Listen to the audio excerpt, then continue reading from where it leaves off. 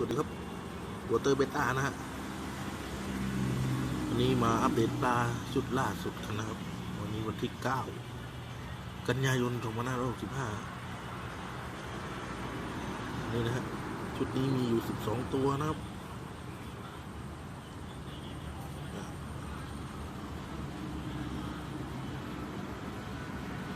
ดูตั้งแต่ตัวที่ 1เลยครับ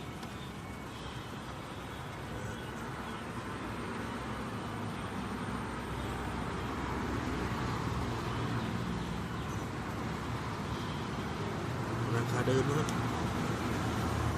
ตัว100นะครับกดสดสวยๆนะครับชุดล่าสุดเลย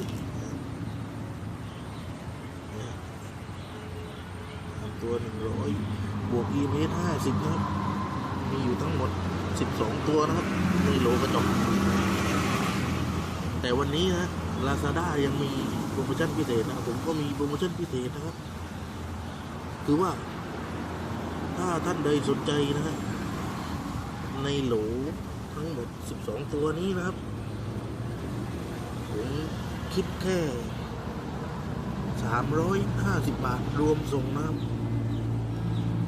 12ตัว350 บาทรวมส่งแต่ถ้าใครจะแยกเอา3ตัว6ตัวนะผมก็3ตัว100เหมือนเดิมนะครับราคาเดิม3ตัว100บวก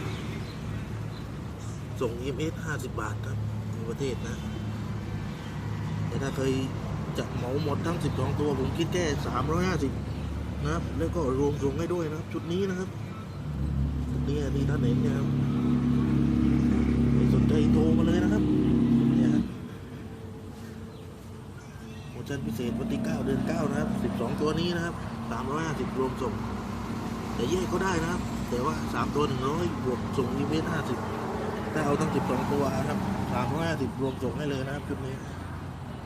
วันที่ 9 เดือน 9ครับขอบคุณครับใครดูใจโทรมาเลยครับผมครับ